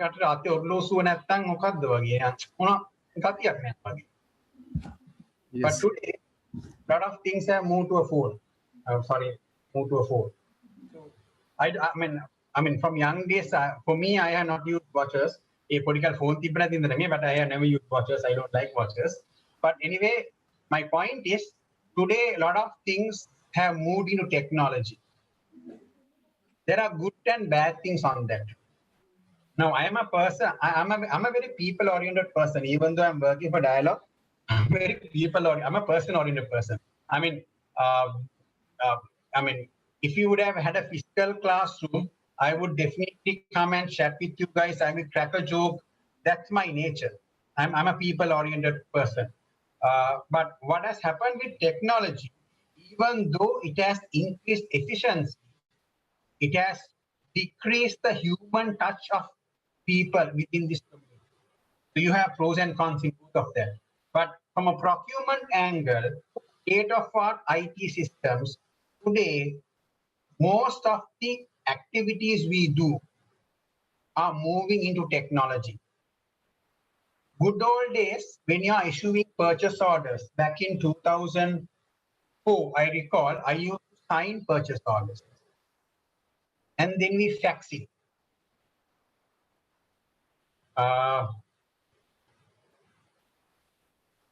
When some of you were introducing yourself, someone introduced yourself saying 22 years. Who was that? That was me, sir. And your name? Senuri. Senuri, have you ever seen a fax machine? No, I have not. I thought so. Just imagine how life would have been මේ පැත්තෙන් fax එකක් දාලා we අනිත් පැත්තේ එනකම් බලන් ඉන්න. Today we type on laptops. And thanks to when you're typing on laptops on Words and Excel, thanks to Mr. Bill Gates and other Michael Dells, we have something called backspace and undo. But good old days when people used to do it on typewriter, no backspace, no undos. Accuracy was the only thing they had. So end of the day, IT systems have changed the world. Whether we like it or not, it has changed the world. So we have to use it in the proper way. So coming back to my example, we used to sign purchase orders those days. Back in 2004, I used to sign purchase orders and fax it. Then purchase orders were approved in the system. But when you approve the system, you have to log into the system. You have to put a password. Sometimes you need special access. But today, you are doing everything on your mobile. Guys, I'm not trying to promote dialogue here, by the way. I'm talking about what has happened to the world. I am today approving purchase orders on the go because products such as Ariba, products such as Coupa, the products which are called the sourcing platforms, they have introduced these features. It's integrated with your mobile phone. So it will come to your mobile phone as a notification. You can click on it. You can even open attachments and you can approve the purchase order on the go. You're on the train, so you don't have to open laptops. You don't have to go through documentation. So that's the world we are in. And that's how things have changed in the business world for procurement. Let's move on. Right. So again, here I'm talking about in terms of, okay, now I'm touching an emotional topic here. Okay. Shaini, at what time is the other class? 4 o'clock. Ayyo. Right. Fine. Right. I'm touching upon a very emotional subject here. Now, when we are talking about procurement and automation, with the development of technology and IT, automation has increased efficiency. But on the other side, it has been a risk for employment of people. And we should accept that. And let's take one example. Who knows RPA? Who has heard the word RPA? IT guys must be knowing this RPA. Come on, guys, contribute.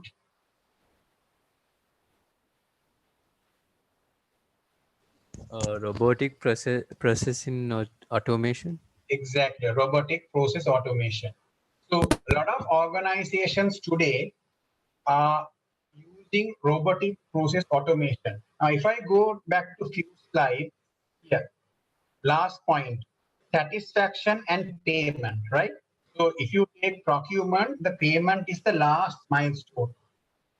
today most organizations for their payment part, because usually what happens, suppliers would send their invoices and the finance or the payment team would be doing something called invoice verification. They will check invoice against the purchase orders, if the service or the service has been provided, the product has been delivered, they pay. Now, these kind of routine work are being replaced by RPA systems, robotic process automation. Efficiency increases, cost decreases. Good to the organization, but there is a sad story on the other side also.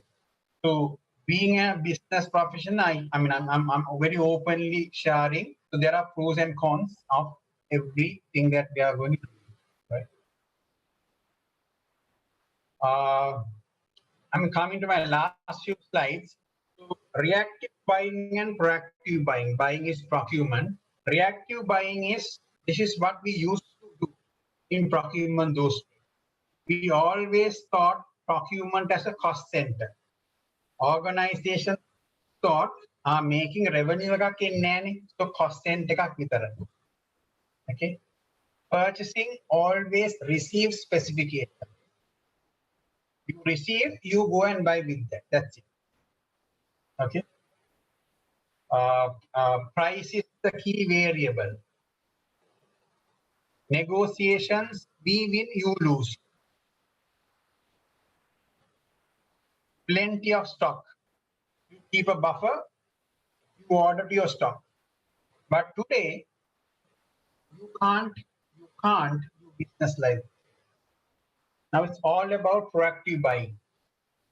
How purchasing can add value. How purchasing can contribute to the specification with the support of suppliers. You are looking at the total cost and the total value, not just price only. You are looking at a win-win situation.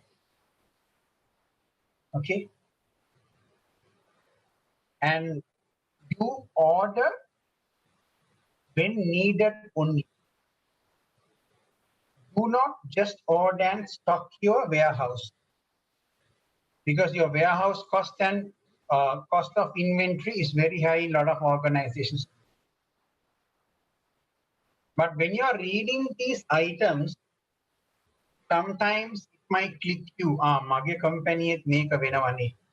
Things are controllable by you, things are not controllable. But put an effort. Make a mage vadak nemei, no, this is finance job, this is operations guy's job. We can be like that.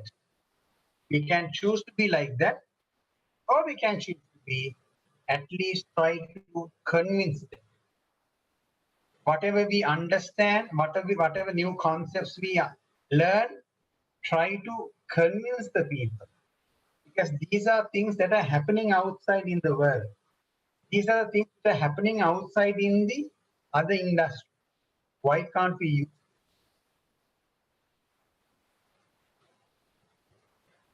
And that's what I'm expecting from you all in this course, rather than getting to the exam. So previously, transaction relationship, buyer, seller, money, work, but now the relationship. Talk about technology, you talk about commitment, you talk about information supporting, you talk about support. Now, again, I'm emphasizing this relationship should be official. It should not go into unnecessary relationship. Then only the governance perspective comes into. Where sometimes you get very close to your suppliers. Sometimes the suppliers might take or try to take advantage on that. Very important that you keep your hands clean when you are in procurement.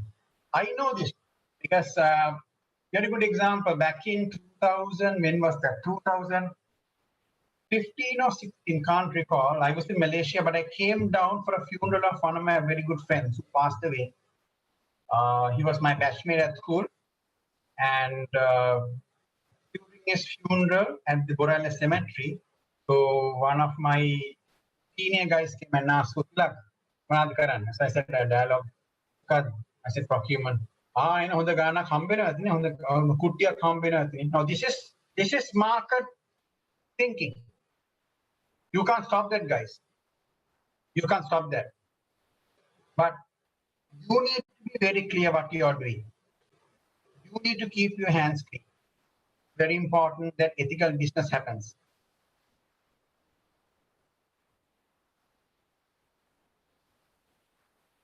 Right. Procurement positioning tool. So this is a tool that usually procurement people can use as a guideline when they are trying to procure certain categories. Now here you will see risk, and here you will see potential profit, meaning savings. So there could be categories where you buy, risk is high. When you are buying those products, the risk is high. If you don't buy those products, the risk is high, but buying, the saving is not that much. Or there could be categories, the risk is low. Many options and savings also are low. Here leverage is, the risk is less, but the savings you can generate based on volume is high. So then as much as possible, leverage and then buy. Then you have the critical products where the risk is high. If you don't buy properly, if you don't buy on time, if you don't buy as per specification, risk is very high. And the saving is also very high if you do it properly. So it's basically a procurement positioning tool. I have put some examples also. So whenever you are trying to procure something, always try to plot your procurement into one of these 4 categories. You can do it based on available information, statistical information, based on a discussion with the user division and the respective stakeholders, or sometimes market intelligence. And come up with the action plan based on the category. Now, if you take a routine thing, you don't need to plan for days and hours because your risk is less and your savings is also less. So any best practice has happened before, go ahead and do it. Critical is not like that. You need to plan it. You need to have benchmarks. You need to have comparisons. Better to have discussions. Have a plan B. So your entire action plan for a procurement process would differ based on each criteria. So risk is something we always talk about because procurement is a risky job. Procurement is a job. If you do things right, you will get less appraised. But if you get something wrong, you are the most irresponsible person in the world. Procurement people in this audience, they will agree. If you get something wrong, you are the most irresponsible person in this world. That's how you will get crucified, basically. Okay, so always make sure that you are prepared for this. There could be supply risk, continuation of supply. There could be technical risk. So that's why I said in this particular tool, you need to identify the risk factor properly and plan it accordingly so that you mitigate your respective risk. Okay, so profit potential. Now, I would put this in a different manner. Who knows the term EBITDA? EBITDA stands for EBITDA,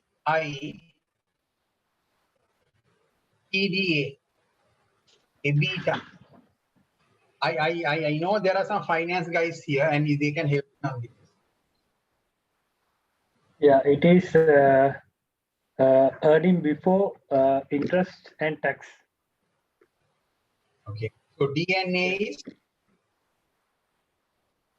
Depreciation. Yeah. Depreciation and tax. And amortization. Amortization, yeah. So EBITDA is a financial term.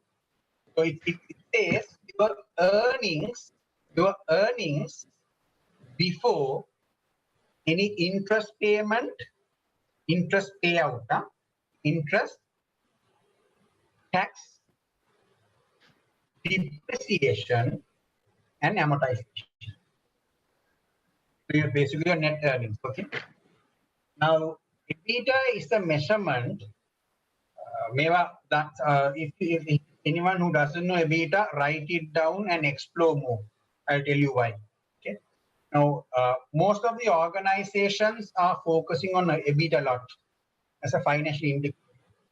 Now, if you ask your financial guy a question like this, my dear friend, if the EBITDA of our organization is increasing at a faster or a higher rate than our revenue, EBITDA is increasing at a faster rate than our revenue. Revenue is another revenue. What is the reason for that? අපේ earnings වැඩි වෙනවා ඉතා වැඩි ප්‍රතිශතයකින් ආදායම් වැඩි වෙනවට වඩා. සිංහලෙන් කියවනම්. You ask that question from a finance guy, he will say the reason is because we are controlling our cost very well. That is the reason. If you are reducing your cost in a certain side, and if you are increasing your revenue, your EBITDA will increase at a much higher rate. That's the finance. And that is exactly what procurement is doing to an organization. If someone here, who are the procurement people here? Utpala, Yes, sir. Utpala, did you know that you were contributing towards EBITDA all this time? I'm not familiar with the words, sir, but Exactly. I know that we are contributing to the net savings. Yeah. Right. Yeah. Because that's how procurement people should understand themselves. Otherwise, procurement will judge themselves. I did this project. This saving. That's all. No. Procurement contributes to the P&L, contributes to the EBITDA of the organization, which I consider the most important financial factor. Now, everyone will talk about your P&L, your net profit and gross profit. That's okay. But before you go there, how an organization really assess the financials would be your EBITDA. Right? So that's how EBITDA contribution from procurement team. So here what we are talking about, the procurement function can provide various benefits to the organization. Some could be measurable, some could be tough to measure. So one is reducing TCO, total cost of ownership. What you mean by total cost of ownership? The life cycle cost of a certain product. Now we have an entire session on this, so I will not spend much time here. There's the entire session, among the fourth or fifth.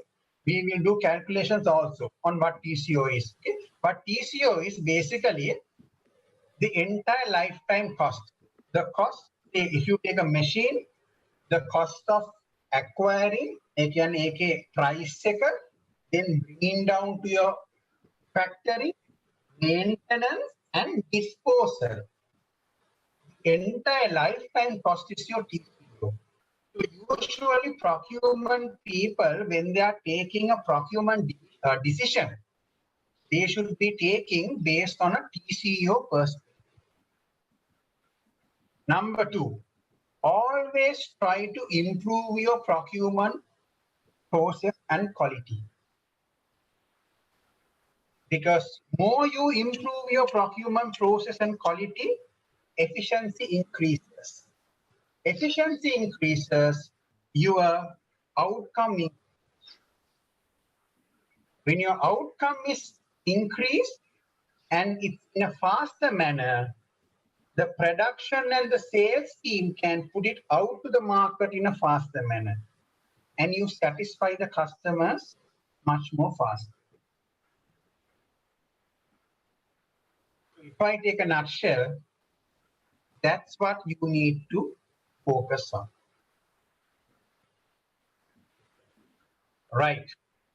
Supplier preference. I'm running out of time. 2 more minutes. Supplier preference. Here, the same way we were looking at procurement, here is how a supplier would be looking at a client. When I was a salesman, so they would be looking at from account attraction, how attractive is my client account. Okay. And the other area would be the value they would get, high or low. Now, from a supplier's point of view, if your organization is here, meaning business in it, account attractive, you are considered as a nuisance client. So you will not get much from your suppliers. Here, this area, the account, the client, for the supplier, the client is very important, and the revenue business that they're getting is also high, so they are core. Here, development. Attractiveness high, is very attractive, but at the moment business in there, but in future it will come. You have to work with them and develop. So this is how you need to think from the supplier perspective also. Because otherwise suppliers will not, because the end of the at the end of the day, guys, they're also doing a business. Okay. They're also doing a business. So you need to understand how the supplier would look at you. Last slide. So forget about this area, just focus about this area. Think about Titanic as soon as you see an iceberg. Today, procurement decisions in most organizations, they take based on the tip of the iceberg only, which is wrong. And which is a challenge, common challenge. There are a lot of other things that you guys need to consider, right? So some key benefits, and I have given you few examples from, from leading brands, how procurement perceive themselves. Now, at 4 o'clock, you guys on another class. Today, what I did was I gave you guys a flavor of procurement and how important this function is. Okay. Now, what I want you guys to do is, before we meet again next week, number 1, read your case study. Read your case study, because next week, after 2 hours of theory, we are going to go through the case study in detail and try to understand that. So if you read the case study, it will be easy for you guys. And sometimes we might discuss the possible answers for the first question. Anyone who doesn't have access to the Moodle, Shine, is there any particular way that we can at least share the case study with the students? No, sorry, sir, we can't share via email, but we Right, will be okay. sorting out the Moodle access by next few days. Yeah. Okay, right, okay, right. So read out the case study in advance. Second thing is, whatever we discussed today, you can relate the same to the objective number 1, common challenges. So what you can do is, when we are meeting next week, try to summarize some of the common challenges you have realized by listening to today's session. And we might be able to discuss that because it might or it will be applicable to your respective case study. All right. Any questions before we close down? It's very, very tough to talk for 2.5 hours. Anything you need to clear it out? I'm here. Next week onwards, I will log in at 12:45. Right. I will log in at 12:45. And if anyone wants to clear out something, you guys can log in early and clear that out. And every day, even though I finish right now, I would be staying for about 10 minutes on the line. If anyone wants to clear something out, it's open again.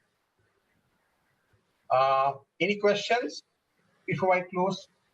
I mean, I'm not pretty sure whether the expectations are met, but I will always try to put across theories with using examples in a very simple manner so that you guys can understand and convert that into your case study in your exam, as well as, more than that, apply whatever we learn back in your office, because that's the most important part.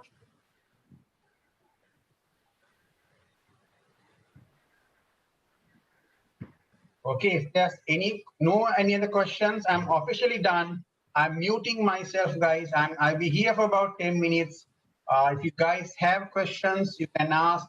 Others can leave, sip a tea or something and prepare for your 4 o'clock class. Thank you very much. Enjoy the day.